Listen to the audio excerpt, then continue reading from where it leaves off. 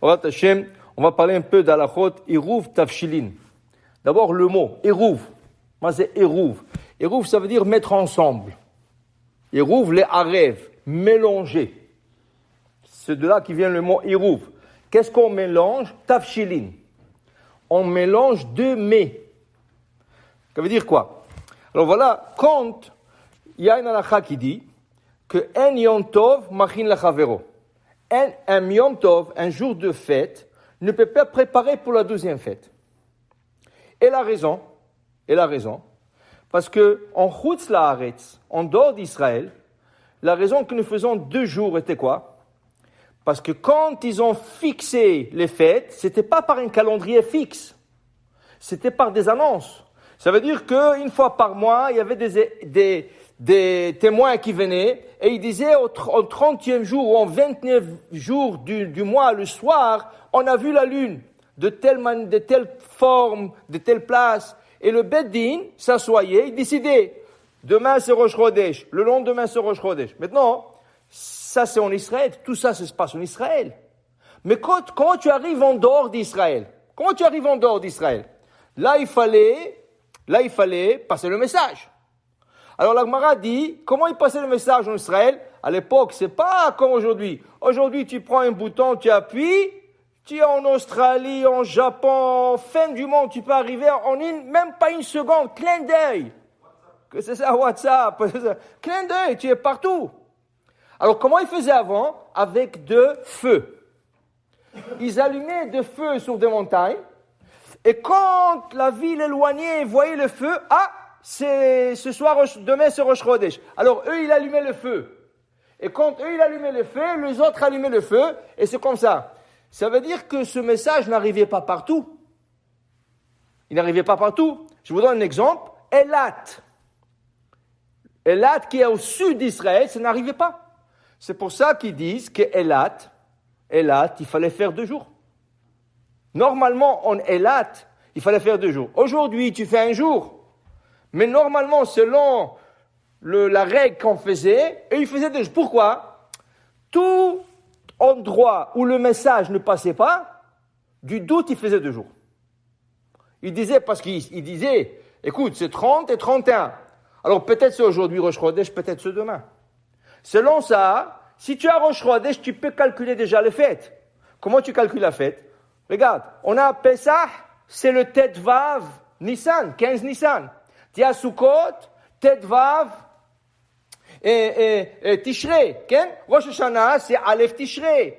Kippour, Yud Tishrei. Sukkot, Tet Vav. Alors, une fois que tu as Rosh Chodesh, tout ce que tu as à faire, tu comptes le jour et tu sais quand. Mais si tu as un doute sur Rosh Chodesh, si tu n'es pas sûr est-ce que Rosh Chodesh c'est demain ou le lendemain, alors qu'est-ce que tu feras? Tu feras 2 jours. Alors en Chutz Laaretz, en dehors d'Israël, il faisait toujours 2 jours du doute. Parce que Has Veshalom, si tu te trompes de Rosh Chodesh et tu te trompes de ton calcul, tu risques de manger Hametz Bapesach. Si toi tu as compté par exemple 1 jour plus tôt ou 1 jour plus tard, alors là tu mangeais Hametz Bapesach. Oh, on arrive. Et après ça, si tu as mal calculé, tu risques de manger le jour de Kippour. Okay? Il y a un problème. Alors tu faisais toujours 2 jours. Tov, très bien. Après, Baruch Hashem, le temps est devenu un peu mieux et le message passait mieux. Okay? Il y avait déjà des manières de communication, okay? Et tout ça, ça a pris un peu de temps. Dit la Gemara, déjà, il y a 1500 ans, la Gemara se pose la question. Et maintenant qu'il n'y a plus de place pour faire 2 jours parce qu'on connaît les dates et il y a des manières de communication, dit la Gemara, minhag avotenu beadenu, on garde cette coutume. Pourquoi? Dit le Harizal au niveau de la Kabbale, tout ce qui se passe en Israël en 1 jour, le tikkunim de la fête, Pesach, Shavuot, Sukkot, un tikkun qui se fait en Israël en 1 jour, ça prend B'chutz Laaretz 2 jours. Ok? Ça c'est l'effet à Kabbalah. Ça veut dire que les élévations spirituelles, quand tu t'assois à table, tu fais le kiddush de la fête, le lendemain tu vas à la synagogue et tu lis la Torah et tu fais le Hallel, il y a des élévations spirituelles qui se font. En Israël, ça prend un jour pour faire ces élévations. En Chutz La'aretz, c'est pas suffisant. Ça prend 2 jours pour faire ces élévations. Okay? Maintenant, alors on est obligé de faire 2 jours. Alors même aujourd'hui tu fais. Mais attends une seconde. Mais aujourd'hui, qu'on a le calendrier, on est sûr quand c'est la fête. Alors le deuxième jour, c'est quoi? Il est possible que c'est un jour profane. Il est possible du jour profane. Seulement, Chachamim nous disent, vous devrez faire 2 jours. Maintenant, quand eux, ils avaient le doute,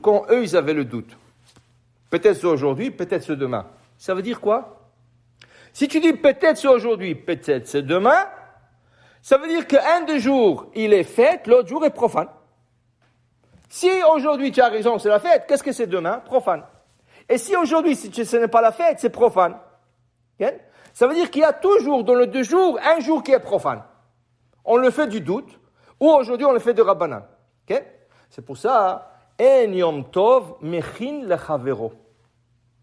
Un jour de Yom Tov, tu ne peux pas préparer pour l'autre jour de Yom Tov. Même si c'est la même fête. 2 jours de Shavuot, 2 jours de Pesach, 2 jours de Sukkot. Pourquoi? Parce qu'un de ce jour-là, il est Chol. Et c'est sûr que, selon tous les avis, sans discussion, jour de Yom Tov, lo machin la Chol.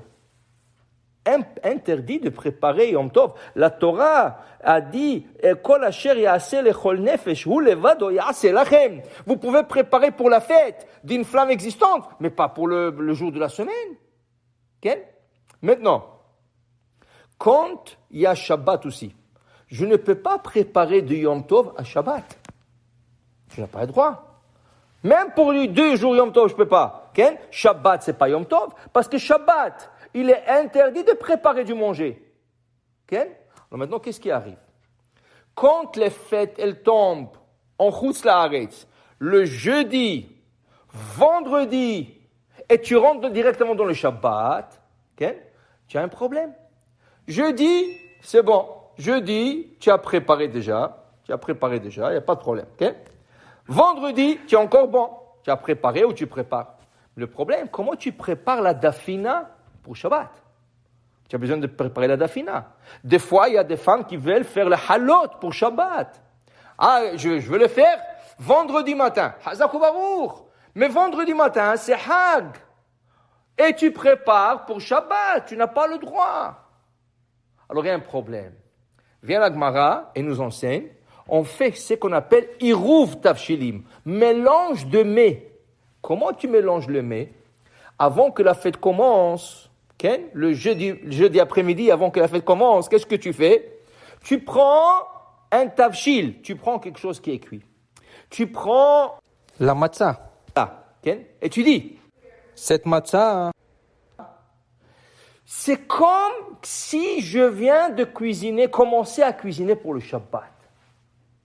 Je fais une bracha, Asher Kideshanu Baruch Ata Hashem Elokeinu Melech HaOlam, Asher Kideshanu Mitzvotav Etzvanu Al Mitzvat Eruv Tavshilim, et je le garde.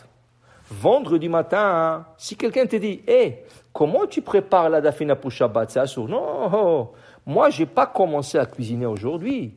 Moi j'ai déjà commencé à cuisiner avant la fête avec mon Eruv Tavshilim. Tout ce que je fais maintenant, je termine. Tu n'as pas le droit de cuisiner pour le Shabbat, de la fête à Shabbat, mais si tu as déjà commencé à préparer et tu termines seulement, tu as le droit. Alors, Eruv Tavshilin, une seconde, Eruv Tavshilin c'est quoi? Je mélange un tavshil que je commençais déjà avant la fête avec la fin de la cuisson qui se fait après, ça veut dire pendant la fête, pour le Shabbat. Pour le Shabbat. Maintenant, ça, c'est la règle d'Eruv Tavshilim. Mais, rien qu'expliquer, après je vous donne le temps de questions, rien qu'expliquer, il faut que ça soit quelque chose d'honorable. Si tu es Eruv Tavshilim, je commençais à cuisiner, ne prends pas un œuf.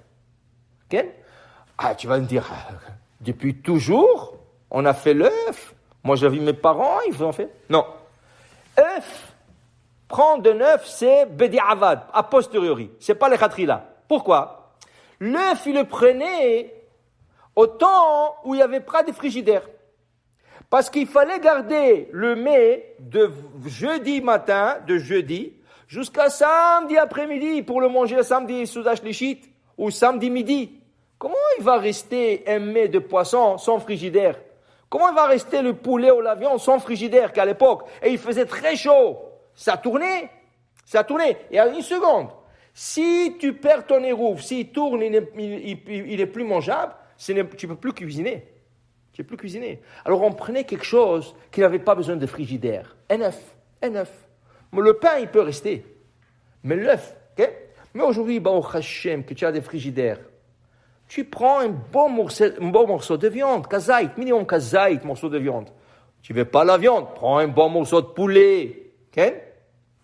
Prends quelque chose qui est honorable. Ok? Et tu la gardes. Et c'est comme si tu avais commencé à cuisiner, et avec un morceau de halal, et avec le 2, tu fais ta bracha. Maintenant, si tu dis c'est trop difficile, ok, tu prends. Maintenant, si quelqu'un te dit, mais moi, j'ai tout cuisiné, moi j'ai tout cuisiné, mon Shabbat est prêt, moi je mange pas de dafina, il fait trop chaud. Comme ça, il va te dire le gars, moi je mange pas de dafina, trop chaud.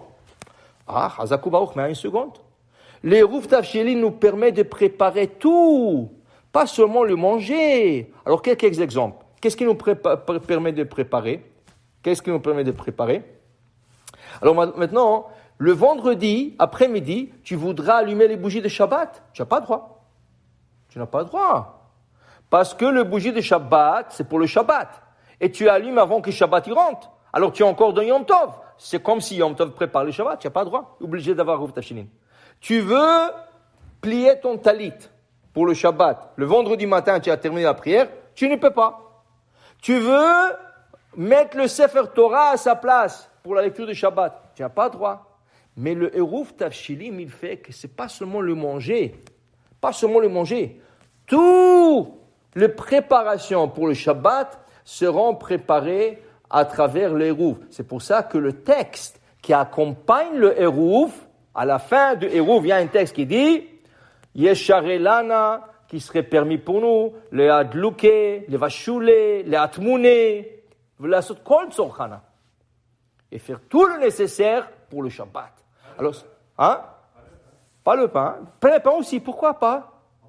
Bien sûr, c'est mitzvah de faire le pain frais. Si tu arrives à faire le pain, les Shabbat, pas de problème. Alors, le Eruv, c'est très important. Maintenant, si quelqu'un vient te dire, une seconde, moi j'ai tout préparé le manger, oui, mais comment tu vas allumer les bougies de Shabbat?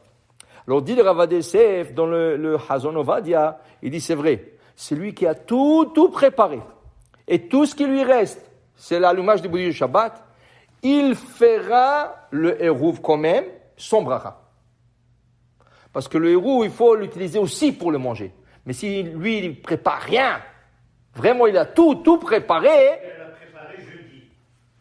Alors dans ce cas, tu mettras les Eruv Tafshili. Tu prépareras le Eruv, son bracha.